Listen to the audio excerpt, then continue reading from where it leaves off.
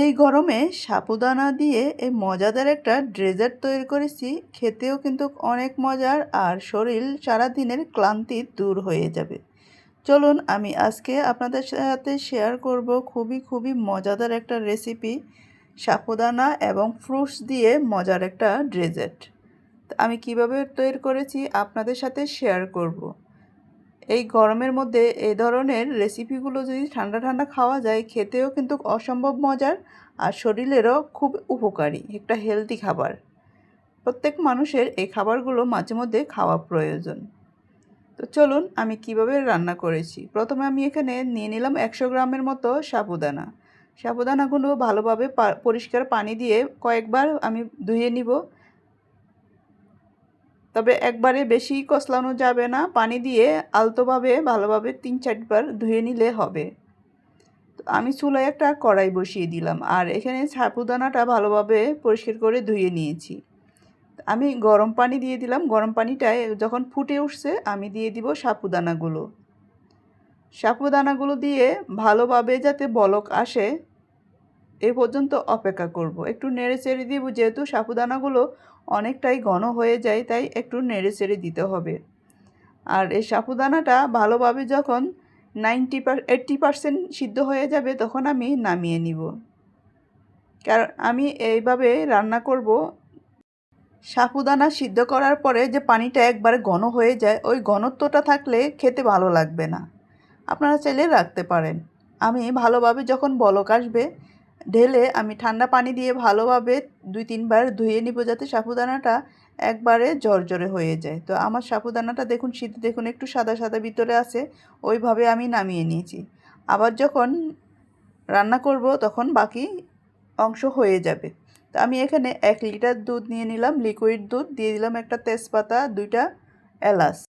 মিষ্টি জাতীয় খাবারে এলাচ আর তেজপাতাটা ব্যবহার করলে খুব সুন্দর একটা ফ্লেভার আসে, খেতে খুবই ভালো লাগে।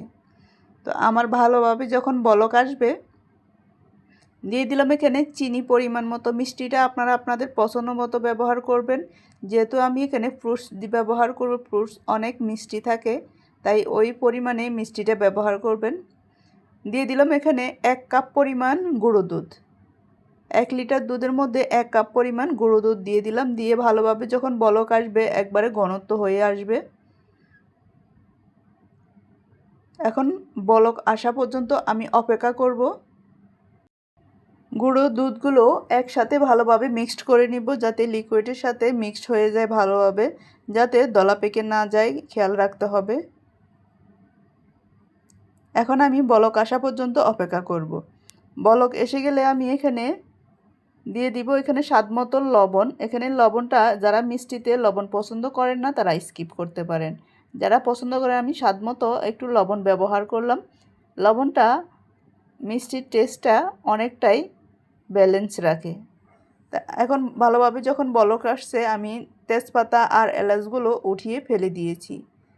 এখন আমি দিয়ে দিব সাবুদানাগুলো। রান্না করা যে সাবুদানা উঠিয়ে রেখেছি, আমি এখন সাবুদানা দিয়ে আরও কিছুক্ষণ রান্না করে নিব। সাবুদানার ভিতরে যে একটু শক্ত ভাব আছে, আমি ইচ্ছাকৃতভাবে একটু শক্ত শক্ত রেখে নামিয়ে নিয়েছি। এখন আমি দিয়ে ভালোভাবে রান্না করে নিব, যাতে ভালোভাবে সিদ্ধ হয়ে যায়। সাবুদানাটা সিদ্ধ হতে হতে অনেকটাই ঘন হয়ে যাবে। তো আমি এ পর্যন্ত অপেক্ষা করব। দেখুন কতটা ঘন হয়ে গেছে। এখন আমি চুলাটা অফ করে দিব, একটু ঠান্ডা হওয়ার জন্য অপেক্ষা করব। দেখুন কতটুকু ঘনত্ব হয়েছে। এখন আমি নামিয়ে একটা বাটির মধ্যে নিয়ে নিব। বাটির মধ্যে ঢেলে ঠান্ডা করে আমি ফ্রিজে রেখে দিব। এই রেসিপিটা কিন্তু ঠান্ডা ঠান্ডা খেতে কিন্তু অসম্ভব মজা হয় আর ভালো লাগে। এখন আমি ঠান্ডা হয়ে গেলে ফ্রিজে রেখে দিব। আর এখানে ফ্রুটস এখানে নিয়ে নিলাম, আমি একটা আনার নিয়ে নিলাম, একটা কলা নিয়ে নিলাম, একটু সাইজ করে কেটে নিয়েছি, আর একটা কমলা কেটে নিয়ে নিলাম, একটা আপেল নিয়ে নিলাম, আর এখানে কয়টা আঙ্গুর নিয়ে নিলাম। আঙ্গুরগুলো মাঝখানে কেটে নিয়েছি।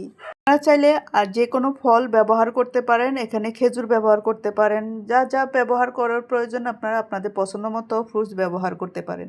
দেখুন ঠান্ডা হওয়ার পরে ফ্রিজ থেকে নামানোর পরে কতটা ঘনত্ব হয়েছে। এখন আমি এক এক করে ফ্রুটসগুলো মিশিয়ে নিব। এখন গরমকাল, এই গরমের মধ্যে এই রেসিপিটা রান্না করে করে যদি ফ্রিজে রেখে খেতে পারেন বা ঠান্ডা ঠান্ডা খেতে পারেন, সারাদিনের ক্লান্তি দূর হয়ে যাবে। এখন আমি এক এক করে সকল ফ্রুটসগুলো মিশিয়ে নিব। আর আমি যে আনারটা এনেছি, আনারটার কালারটা এত বেশি ভালো নেই, একটু সাদা সাদা টাইপের। সবগুলো আমি একসাথে এখন মিক্সড করে নিব। মিক্সড করে এই ঠান্ডা ঠান্ডা পরিবেশন করব।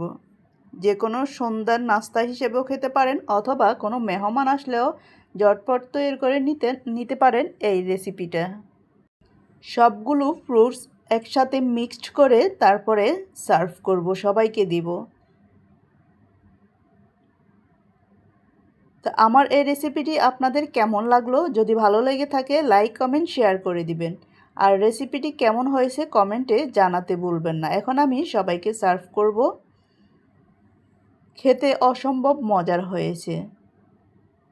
বিশেষ করে হেলদি খাবার সবার শরীরের জন্য উপকার হবে। মাঝে মধ্যে এই ধরনের ডেজার্ট তৈরি করে খেতে পারেন। আর ম্যাক্সিমাম সময় এখন গরমে মানুষ অসহ্য হয়ে যায়। তো এই রেসিপিগুলো যদি তৈরি করে খেতে পারেন, সারা দিনের ক্লান্তি দূর হয়ে যাবে, শরীরের জন্য উপকার হবে। তো আমার এই রেসিপিটি যদি আপনাদের ভালো লেগে থাকে লাইক কমেন্ট শেয়ার করে দিবেন। সবাই ভালো থাকবেন, সুস্থ থাকবেন। আবার দেখা হবে যে কোনো রেসিপি নিয়ে যে কোনো ভিডিওতে। এই পর্যন্তই, আল্লাহ হাফেজ, আসসালামু আলাইকুম। আর রেসিপিটি কেমন হয়েছে কমেন্ট বক্সে জানাতে ভুলবেন না। ভিডিওর শেষ পর্যন্ত যারা যারা আমার সাথে ছিলেন সবাইকে অসংখ্য ধন্যবাদ। আর যারা এখনও লাইক দিতে ভুলে গিয়েছেন, একটা লাইক দিয়ে কমেন্ট করে জানিয়ে যাবেন।